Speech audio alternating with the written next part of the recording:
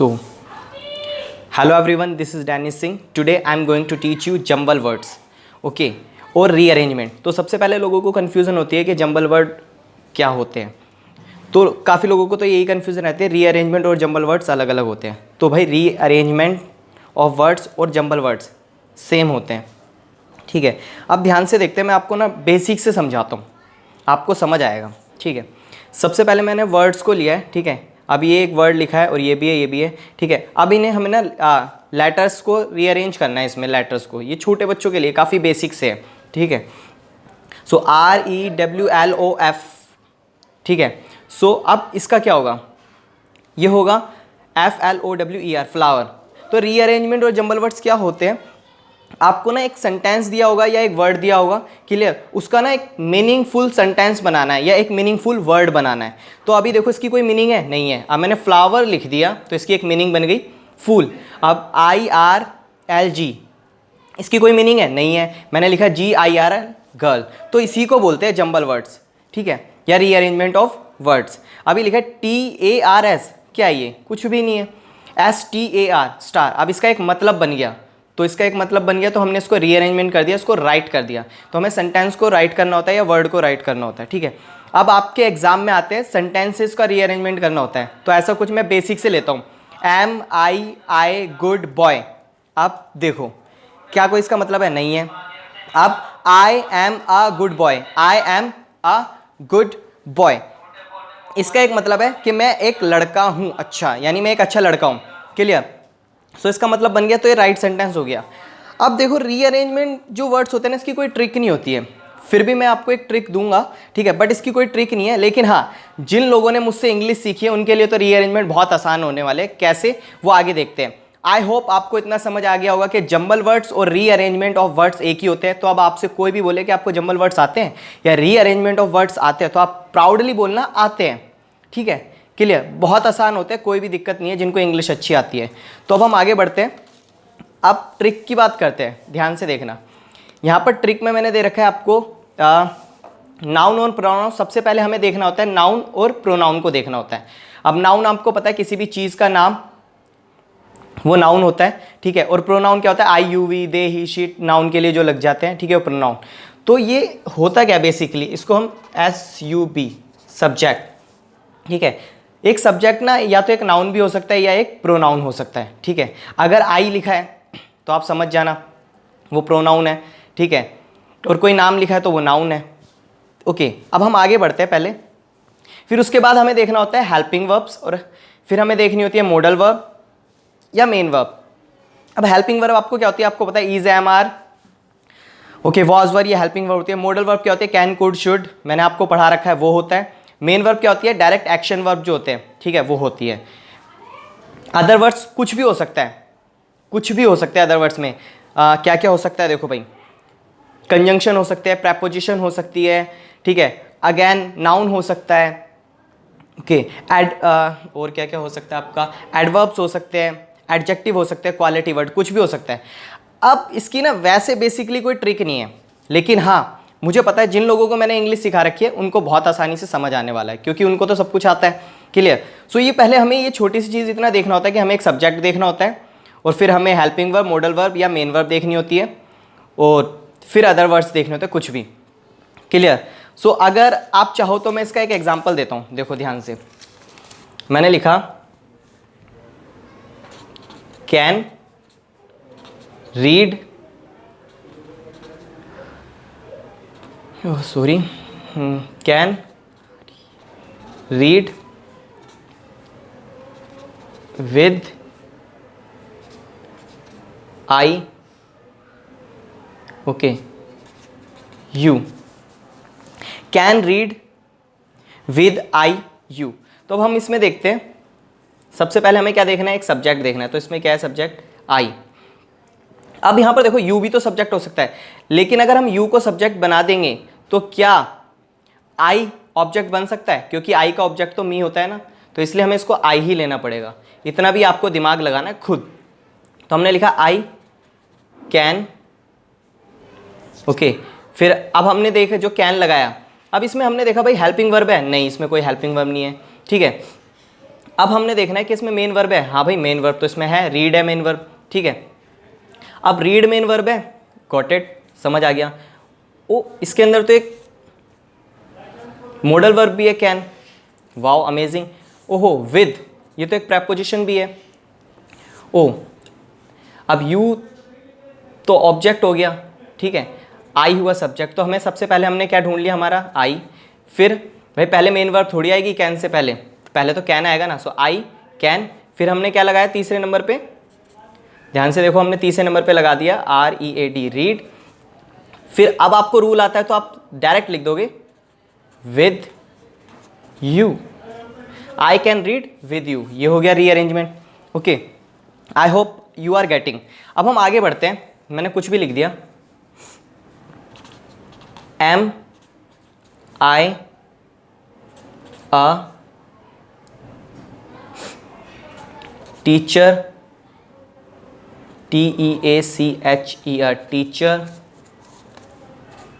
MATH, math. अब ध्यान से देखते हैं इसके अंदर भाई कहीं कोई सब्जेक्ट नज़र आ रहा है आपको, हाँ भाई आई नज़र आ रहा है हमें इसमें तो। ओके, ये क्या है हमारा, ये क्या होता है हमारा, आर्टिकल होता है। अब हमने एम देखा, ये रही भाई हमारी हेल्पिंग वर्ब, तो ये रही एम, टीचर एंड मैथ। सो अब टीचर मैथ होता है या मैथ टीचर होता है, इतना आप में खुद कॉमन सेंस होना चाहिए। तो सबसे पहले हमने लिख लिया आई, फिर हमने क्या लिखा, आई के बाद हमें क्या लगाना है, हेल्पिंग वर्ब लगानी है एम। फिर भाई टीचर, मैथ टीचर आ होता है या अ मैथ टीचर होता है ना, नाउन से पहले आर्टिकल लगते हैं ना, मैथ टीचर, मैथ टीचर। सो ये हो गया रीअरेंजमेंट। अब आपको क्या क्या सब कुछ भाई इंग्लिश ग्रामर आती है ना आपको, तो आप इसको सॉल्व कर सकते हो बहुत आसानी से। और जो मेरे स्टूडेंट्स हैं जिन्होंने मुझसे पढ़ा है उनको आती है, उनके लिए बहुत आसान होने वाला है रीअरेंजमेंट। तो मैंने सबसे पहले आपको बताया जंबल वर्ड्स और रीअरेंजमेंट क्या होते हैं। सेंटेंस ना उल्टा पुल्टा, मतलब उल्टा उल्टा करके कुछ भी दे रखा होता है, उसको मीनिंगलेस होता है वो बिल्कुल, तो उसको हमें एक मीनिंग देनी होती है। तो अब देखो ये मीनिंगलेस था, मैंने इसको एक मीनिंग दे दी, ये भी मीनिंगलेस था, मैंने इसको एक मीनिंग दे दी, ठीक है। अब ये सेंटेंस राइट है, कौन कह सकता है गलत है, तो आपको इसके मार्क्स 101% मिलने वाले। तो रीअरेंजमेंट और जंबल वर्ड्स एक ही होते हैं, इसको बस हमें ट्रिक के अनुसार करना होता है। और जिनको इंग्लिश आती है उन्हें ट्रिक के अनुसार नहीं करना, बस उन्हें सेंटेंस की हिंदी बना लेनी है। आप देखो ये एक सेंटेंस है मीनिंगलेस है, अब इसको एक मीनिंग दे दो, यानी इसकी हिंदी बनाओ।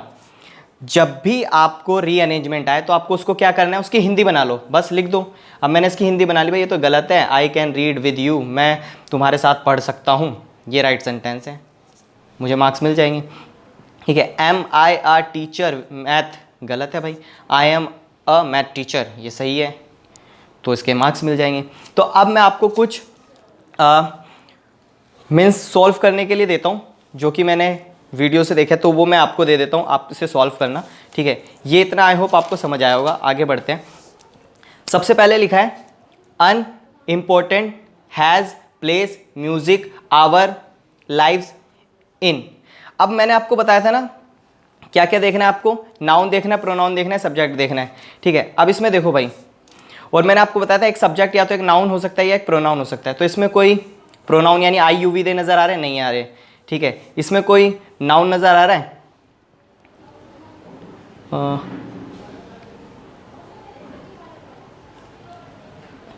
हाँ भाई नज़र आ रहा है।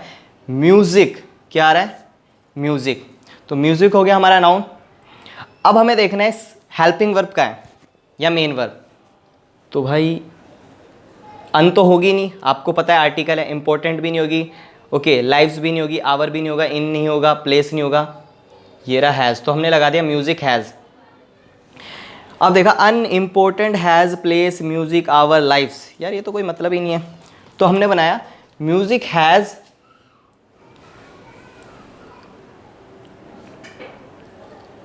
अनइम्पोर्टेंट। अब देखो इम्पोर्टेंट आई आ गया तो अन आर्टिकल आ गया, अनइम्पोर्टेंट प्लेस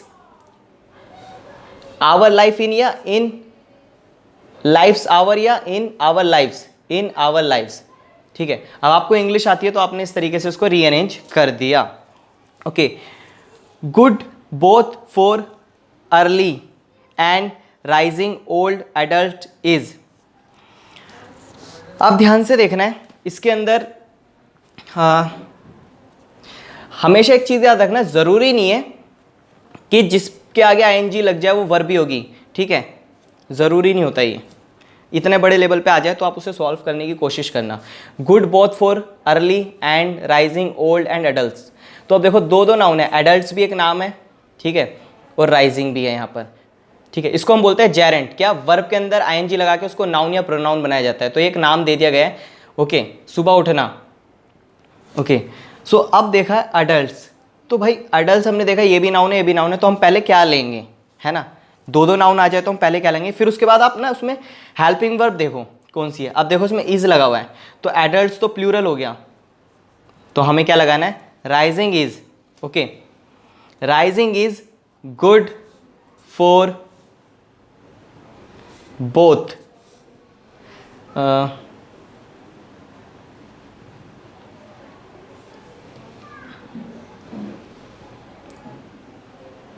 हाँ, early rising is good for both old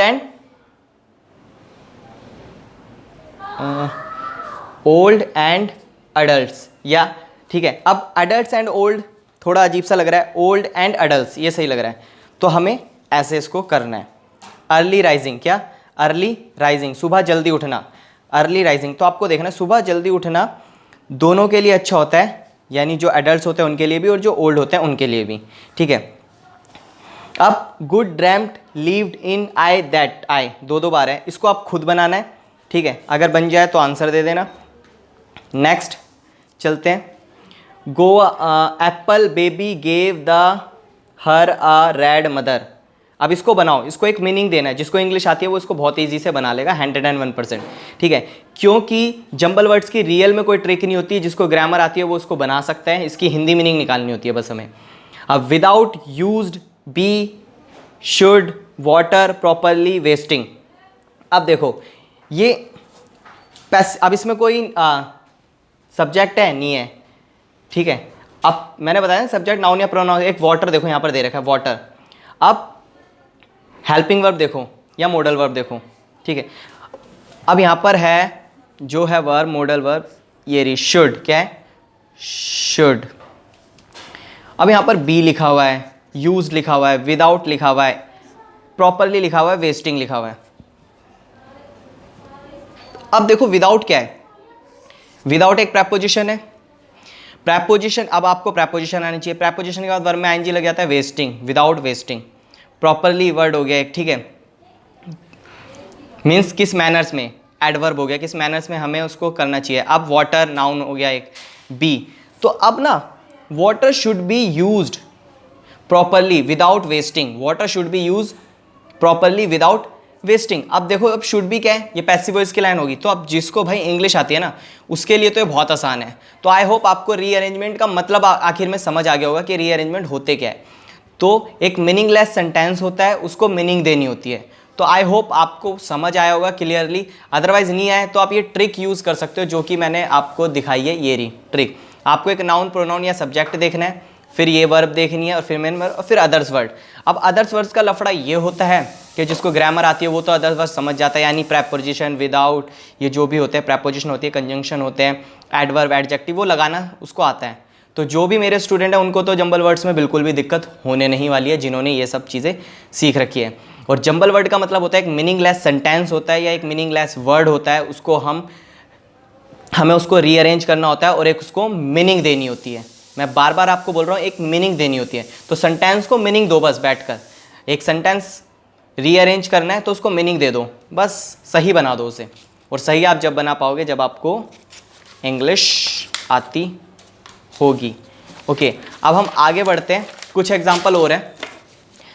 मान लो रीअरेंज जो है वो क्वेश्चन वाला भी हो सकता है, क्वेश्चन मार्क दे रखा होगा तो आप ऐसे देख सकते हो, ये लिखा है you do like red colour. So अब आपको भाई प्रेजेंट इंडेफिनेट आता होगा तो इजी, ठीक है, you do like red colour, कोई मतलब बनता है सेंटेंस का, कुछ है ये, क्या ये, कुछ भी नहीं है, गलत है बिल्कुल, ठीक है। अब ये क्वेश्चन दे रखा है क्वेश्चन मार्क, ठीक है, क्वेश्चन मार्क वाला है, तो अब आपको भाई प्रेजेंट इंडेफिनेट मैंने पढ़ा रखा है ना, I have taught you present indefinite tense, okay. So अब बस बना दो, do you like red colour, इतना इजी, ठीक है। अब आगे हम बढ़ते हैं। Can't without water we live, ठीक है। अब इसका कैसे बनाएंगे negative, can't we live without water, easy. अब जिसको ग्रामर आती है बना रहा है ना, वो इसकी हिंदी बना रहा है। अब देखो टू दैम, अभी लिखा है taught had I them to, ठीक है। अब ये दो तरीके से हम इसको बना सकते हैं, या तो आंसर में बना दो, लेकिन अगर क्वेश्चन मार्क दे रखा है तो क्वेश्चन मार्क में ही बनाना। So had I taught to them, past perfect tense, है ना, बहुत आसान। अब लिखा है went I to in the morning school.